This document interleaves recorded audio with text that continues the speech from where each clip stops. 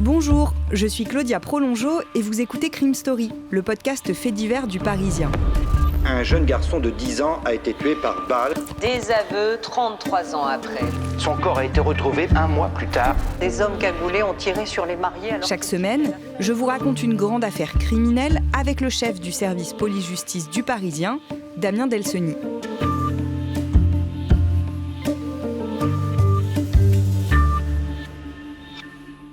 Bonjour Damien. Bonjour Claudia. Aujourd'hui dans Crime Story, Mohamed Fallé, surnommé le tueur à la hache. Il n'est pas le plus connu des tueurs en série ayant sévi en France. Pourtant, ouvrier le jour, assassin la nuit, Mohamed Fallé s'est forgé un palmarès terrifiant. Il y a gagné plusieurs surnoms, le tueur à la hache ou encore le boucher de Sochaux.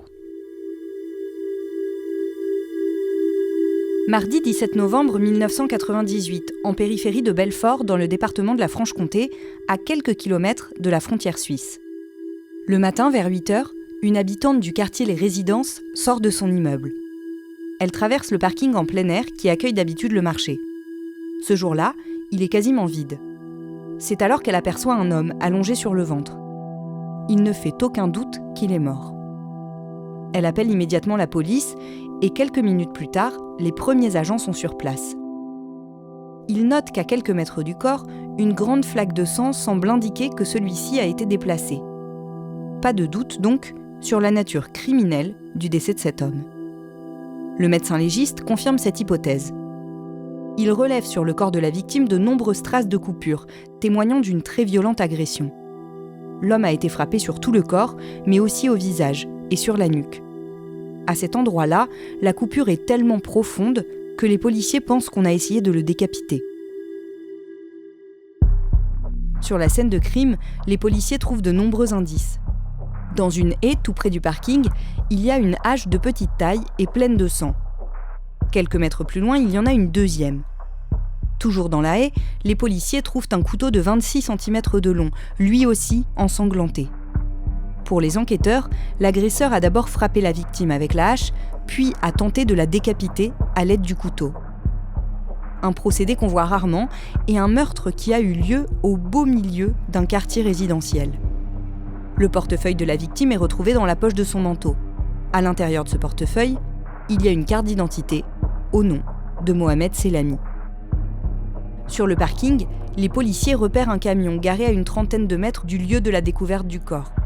Un homme semble dormir à l'intérieur.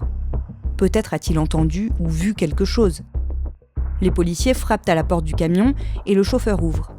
Il leur raconte qu'il est en effet arrivé la veille sur le parking pour y passer la nuit. Ils décident de l'interpeller. En garde à vue, ce chauffeur routier raconte qu'il est arrivé sur le parking tard dans la nuit, vers 2h du matin.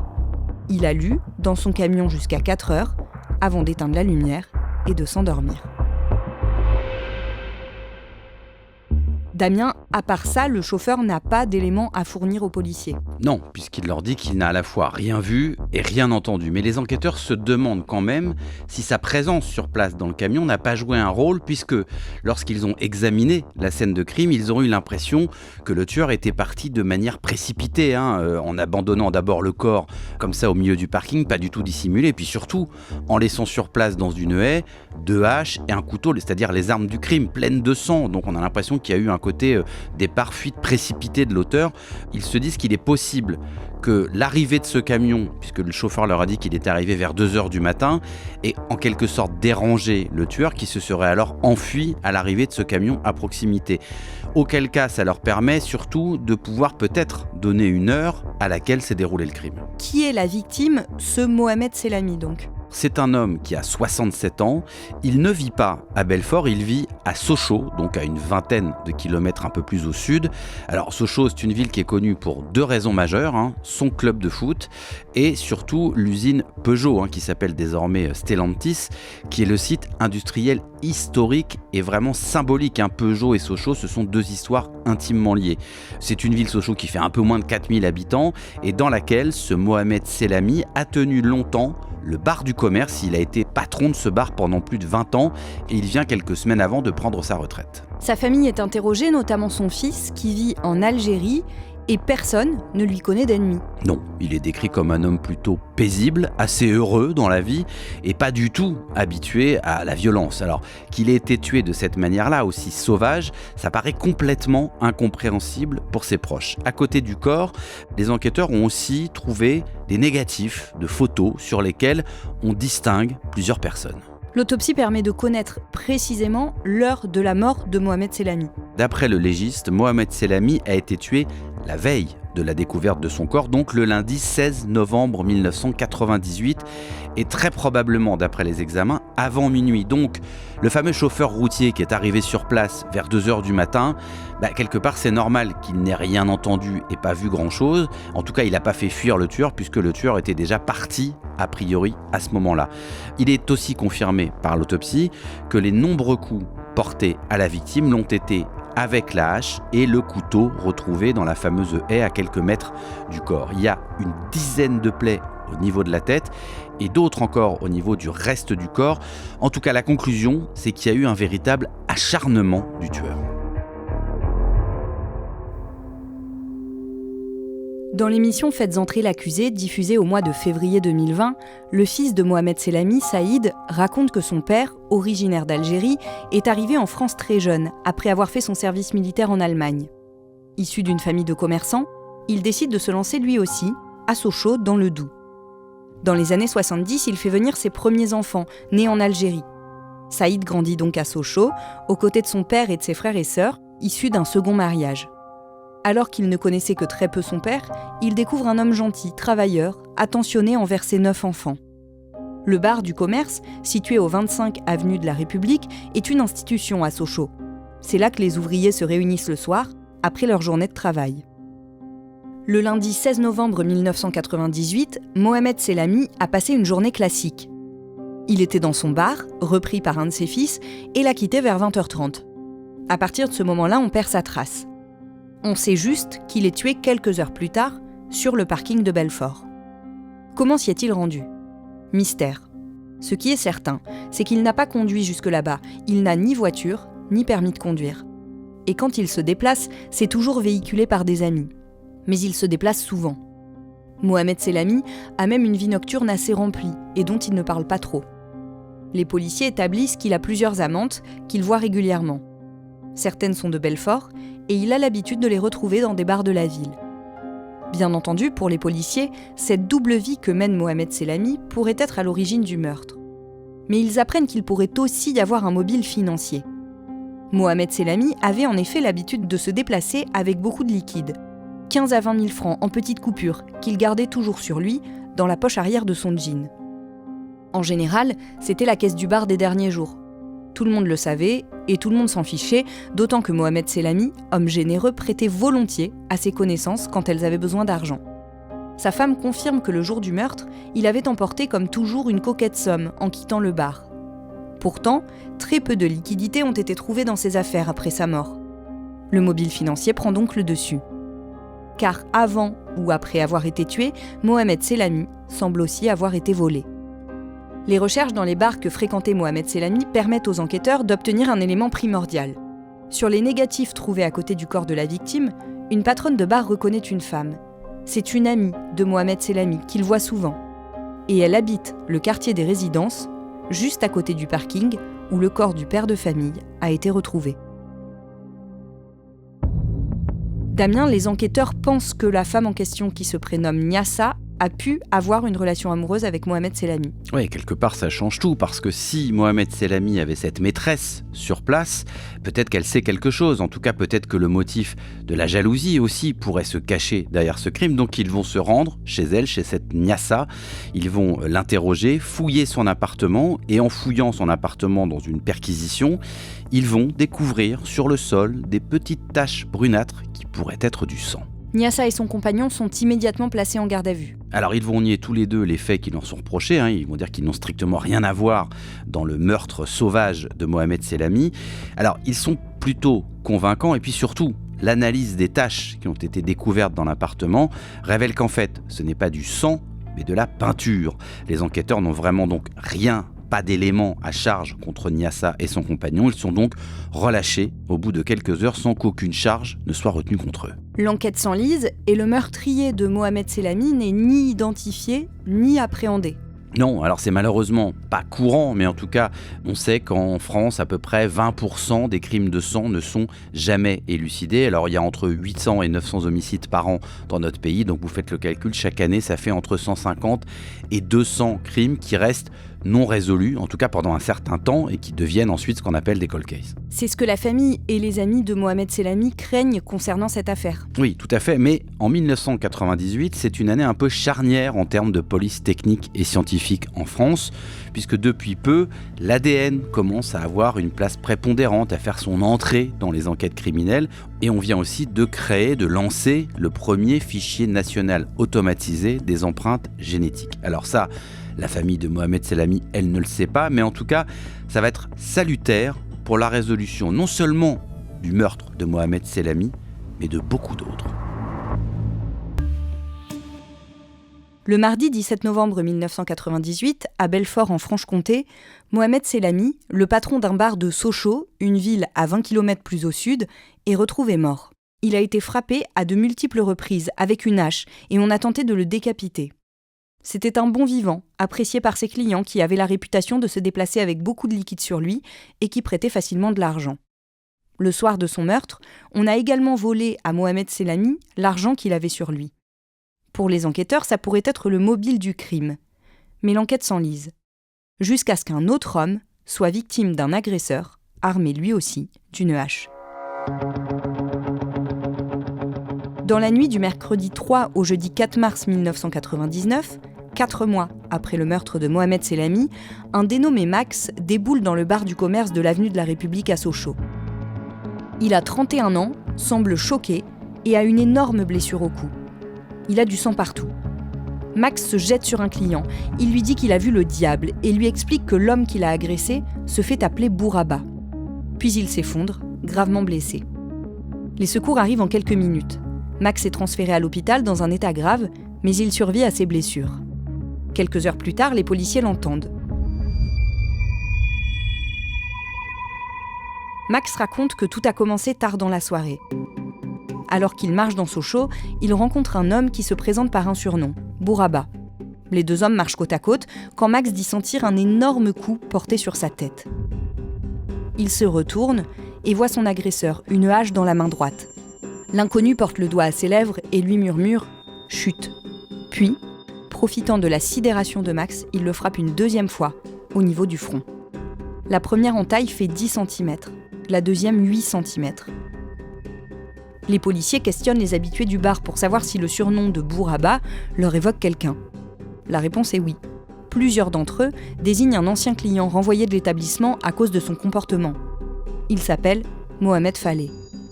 C'est un ouvrier fondeur qui travaille à l'usine Peugeot de Sochaux et qui vit juste à côté du bar du commerce. Les policiers se rendent chez lui pour le perquisitionner. Dans le hall de l'immeuble, ils trouvent des traces de sang qui les mènent jusqu'à un appartement, celui de Mohamed Faleh. Dans le studio, il y a du sang partout. Mais leur suspect, lui, a disparu.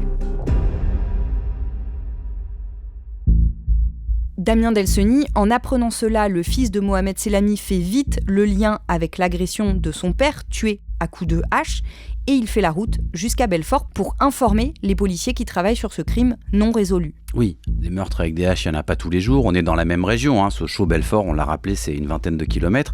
Donc la piste, elle semble intéressante. 2 personnes tuées à quelques mois d'écart avec la même arme, c'est quand même pas banal. Surtout qu'il y a un lien entre Mohamed Selami et Mohamed Faleh. Donc cet homme, il est recherché à la fois par 2 services de police, Faleh. Celui de Belfort qui est en charge du dossier du meurtre de Mohamed Selami et la police de Montbéliard qui, elle, héritait de l'agression de Max. Moins de 2 jours plus tard, le vendredi 5 mars 1998, un habitant de Sochaux contacte les policiers de Montbéliard. Cet homme, il est en train de rénover sa maison et donc il a installé devant chez lui une benne pour y jeter les gravats. Et quand il jette les gravats ce matin-là, il trouve sur la surface de ces gravats ce qui, selon lui, ressemble à des morceaux de corps humain. Alors la police prend ça à peu près au sérieux, même si assez souvent ce type d'appels peuvent soit être fantaisistes, soit peuvent correspondre à autre chose que des morceaux de corps humains. Ça peut être des morceaux de corps d'animaux par exemple, mais bon, ils décident quand même de se déplacer pour faire une vérification dans cette benne à gravats. Et il constate que l'habitant ne s'est pas trompé. C'est bien un morceau de corps qui a été jeté dans cette benne, c'est une jambe, c'est très très clair à l'œil nu. Là, les affaires deviennent sérieuses, on déploie un dispositif beaucoup plus adapté, puis surtout, on commence à fouiller un peu aux alentours, dans les autres poubelles, pour retenter de retrouver d'autres morceaux du corps. C'est ce qu'ils vont découvrir. En fait, dans 5 sacs poubelles, il y a plusieurs morceaux de corps humain, et ils vont même finir finalement par récupérer l'ensemble des membres du corps. Et là, ils comprennent qu'ils sont face à une affaire tout à fait hors norme.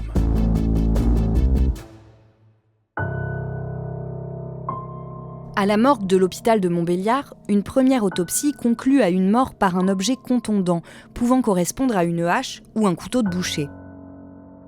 Les policiers de Montbéliard font tout de suite le lien avec leur autre affaire, celle de l'homme agressé à coups de hache dans une rue de Sochaux.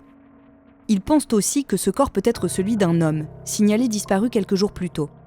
Le dimanche 28 février 1999, le fils d'Abdelkader Chamrouki s'est rendu au commissariat de police pour déclarer la disparition de son père, âgé de 60 ans et très récemment retraité de Peugeot, 2 semaines plus tôt. Aucune enquête n'a été ouverte. Monsieur Chamrouki est adulte, en pleine capacité de ses moyens, et il n'a disparu que depuis quelques heures. Mais en découvrant ce corps découpé dans la poubelle, les policiers se disent qu'ils ne se sont peut-être pas assez inquiétés. Dans les sacs poubelles, les papiers d'identité d'Abdelkader Chamrouki sont retrouvés. Et les analyses ADN du corps finissent de confirmer ce que les enquêteurs redoutaient. Pour les policiers, plus aucun doute. Mohamed Fallé est dans la nature et il est extrêmement dangereux. Il faut absolument le retrouver. Mais la traque ne dure pas longtemps. Le lendemain de cette découverte macabre, le samedi 6 mars, Mohamed Fallé se présente au commissariat de Montbéliard. Non pas pour parler de ce corps découpé, mais pour relater sa version des faits concernant l'agression de Max. Il affirme avoir été lui-même agressé par ce jeune homme et jure que s'il s'en est pris à lui, c'est seulement par légitime défense après que ce dernier a tenté de le tuer à coups de hache. Les policiers l'écoutent. Ils ne sont pas convaincus par cette version des faits et ils décident de placer Mohamed Fallé en garde à vue. Mais un élément chiffonne les enquêteurs. Max a raconté avoir été agressé dans la rue. Pourtant, ils n'ont aucune trace de cette agression. Aucune goutte de sang dans la rue en question. En revanche, il y avait beaucoup de sang dans l'appartement de Mohamed Fallé. Alors qu'y croire ? Ils entendent Max une nouvelle fois. Et le trentenaire reconnaît avoir un peu arrangé la vérité. En réalité, quand il a croisé Mohamed Fallé, ce dernier lui a proposé de lui vendre du cannabis. Max a accepté. Il a alors suivi cet inconnu pour se rendre à son appartement, un studio situé à quelques dizaines de mètres du bar du commerce.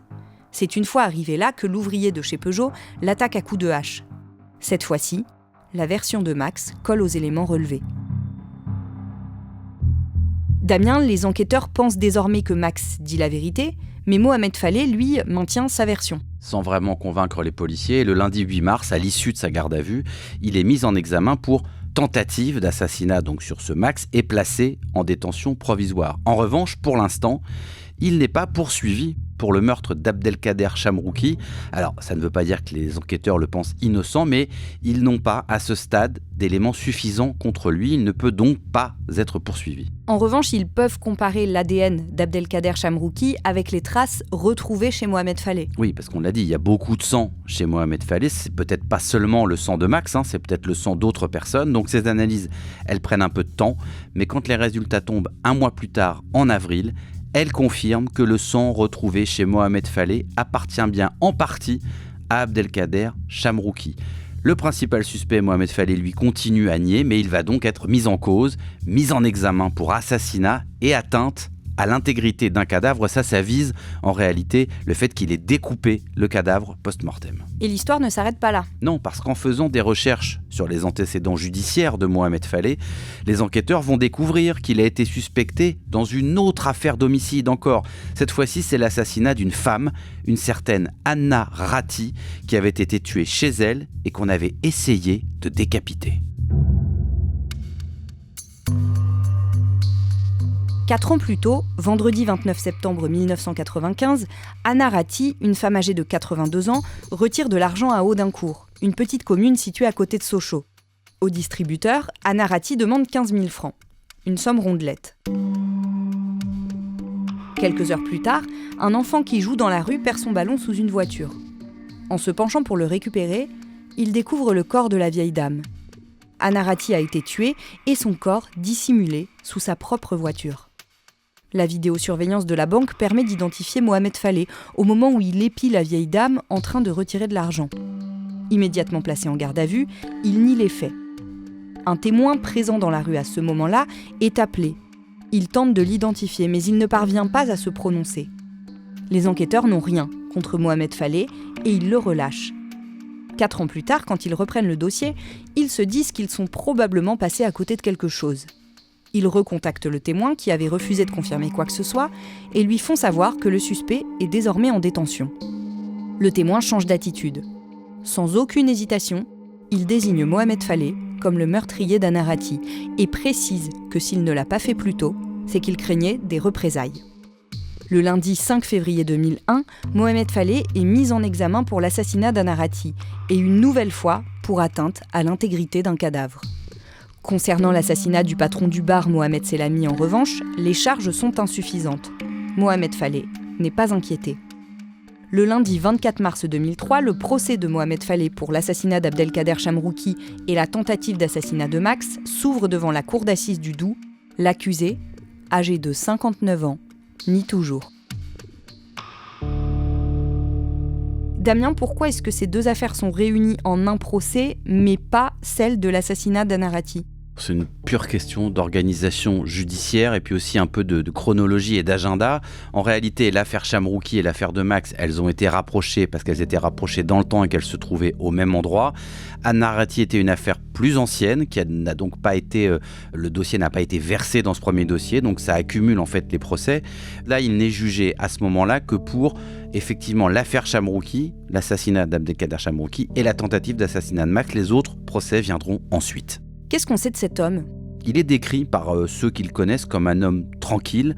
Il est né en 1944 au Maroc. Il a quitté le pays en 1970 alors qu'il avait 26 ans parce qu'il voulait trouver du travail en France. Il a d'ailleurs laissé au Maroc sa femme et ses 7 enfants. Et à l'époque, il est embauché à l'usine Peugeot de Sochaux-Montbéliard. À l'époque, c'est un site où il y a plus de 40 000 salariés. Oui, il y en a beaucoup moins aujourd'hui, autour de 10 000. Donc on peut imaginer comment à l'époque, dans les années 70, cette ville, elle se résumait presque à l'usine Peugeot. Et on imagine l'activité et le rythme qu'il pouvait y avoir. C'était presque une ville dans la ville. Lui, il travaillait en fonderie dans un atelier où on fabrique des pièces pour les automobiles. C'est des conditions évidemment de travail à l'époque assez compliquées, avec des cadences importantes. Les ouvriers se connaissent entre eux, surtout ceux qui travaillent dans les mêmes services. Et Mohamed Falleh était plutôt apprécié par ses collègues. Il était même décrit comme un ouvrier exemplaire. Dans la vie privée, il est décrit comme quelqu'un d'assez séducteur qui multiplie les conquêtes. Autre aspect de sa personnalité très important, c'est un joueur. Il adore notamment jouer au poker, mais au poker, il va beaucoup s'endetter, notamment parce qu'il va tricher beaucoup et qu'il joue dans les bars souvent, et que quand on va se rendre compte qu'il triche, on va le surveiller un peu plus. Bizarrement, il va de moins en moins gagner, il va de plus en plus perdre de l'argent. Et en 1997, on estime qu'il doit 150 000 francs, ce qui est quand même colossal. Et à ce moment-là, les enquêteurs se disent que le mobile, il est sans doute là. Il doit de l'argent, beaucoup d'argent à beaucoup de monde. Et pour trouver de l'argent, il va se mettre à tuer. À ces accusations, Mohamed Falleh répond qu'il est victime d'une erreur judiciaire, qu'il n'a rien fait du tout, que Max ment. Mais les experts pensent au contraire qu'ils sont en face d'un tueur en série et que si ce dernier sort de prison, il recommencera. Les jurés en sont manifestement convaincus aussi, puisque le 28 mars 2003, après 3 jours de procès, Mohamed Falleh est condamné à la réclusion criminelle à perpétuité. Il fait appel et voit sa peine alourdie de 22 ans de sûreté l'année suivante. Dans la foulée, le vendredi 26 novembre 2004, Mohamed Falleh est jugé par la même cour pour l'assassinat d'Anna Ratti. Il est condamné une 2e fois à la réclusion criminelle à perpétuité. En 2009, 11 ans après le meurtre de Mohamed Selami, le patron du bar, les policiers n'espèrent plus élucider l'affaire. Mais un nouveau témoignage va tout changer. un ancien codétenu de Mohamed Falleh se rend au commissariat pour déclarer que ce dernier lui a avoué avoir commis différents meurtres, dont celui de l'ancien gérant du bar de Sochaux. Le magistrat instructeur de Belfort, qui a récupéré le dossier, considère que ça vaut le coup de creuser. Le lundi 30 novembre 2009, Mohamed Falleh est sorti de sa cellule et placé en garde à vue. Il nie les faits qui lui sont reprochés. Mais à l'issue de cette garde à vue, il est mis en examen pour assassinat. Damien, le lundi 12 octobre 2015, un nouveau procès s'ouvre devant la cour d'assises de Vesoul. On est 6 ans après la mise en examen. Pourquoi est-ce que ça a pris tant de temps ? Il est jugé quand même 17 ans après les faits. L'enquête, c'est quand même pas un modèle du genre parce qu'on explique mal comment on n'a pas rapproché à un moment donné des faits qui se ressemblaient de manière extrêmement saisissante. La même arme du crime, une hache, le même profil, la même région. Et on a été incapable pendant des années de travailler sérieusement sur le dossier Selami jusqu'à finalement impliquer Falleh, mais très très longtemps après. Très mauvais fonctionnement globalement de la justice et des services d'enquête dans ce dossier. C'est donc son 4e passage devant les assises et à ce moment-là, il a gagné, entre guillemets, son surnom de tueur à la hache ou de boucher de Sochaux. Âgé de 71 ans, Mohamed Falleh nie toujours les faits. Oui, là-dessus, il n'a pas changé, il a toujours nié les faits qu'on lui reprochait. Il continue de manière assez hautaine, méprisante. Il va dénoncer pendant toute la durée de l'audience une erreur judiciaire. Alors, ses avocats tentent d'insister sur l'absence de son ADN sur la scène de crime de Mohamed Selami. Alors, en effet, les enquêteurs n'ont pas prouvé par ce biais, par l'ADN, que c'est bien Falleh qui avait tué Mohamed Selami. Mais enfin, il y a tellement d'autres éléments dans le dossier, notamment, on l'a dit, le mode opératoire, l'usage d'une hache, de plusieurs haches, pas d'alibi à ce moment-là, et puis surtout ce mobile, c'est-à-dire que on sait que Mohamed Selami transportait sur lui souvent beaucoup d'argent liquide, on sait que Falleh, lui, il tue pour récupérer de l'argent parce qu'il a des dettes, donc le mobile, il est assez connu, donc il y a un large faisceau d'indices, certes, il n'y a pas de preuve irréfutable. 17 ans après l'assassinat de Mohamed Selami, son tueur, Mohamed Falleh, est condamné pour la 3e fois à la perpétuité. Il ne fait pas appel, mais il ne reconnaîtra jamais les faits. Ce qui empêche la famille, selon le fils de la victime Saïd, de faire totalement son deuil. En 2021, Mohamed Falleh était toujours incarcéré à la prison de l'île de Ré.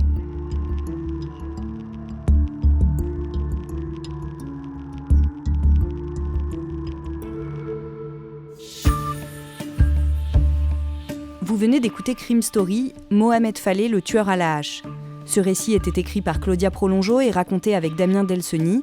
Vous pouvez retrouver tous nos podcasts sur le site leparisien.fr et sur n'importe quelle plateforme d'écoute. À la production, il y avait Thibault Lambert, Clara Garnier-Amouroux et Anaïs Godard. À la réalisation, Pierre Chaffanjon. Et à la rédaction en chef, Jules Lavie. Si vous aimez Crime Story, vous pouvez vous abonner et nous laisser des commentaires ou des petites étoiles. C'est ce qui nous aide à nous faire connaître. Vous pouvez également parler de nous et écouter l'autre podcast du Parisien, Code Source, un podcast d'actualité qui vous propose un nouvel épisode chaque jour, du lundi au vendredi.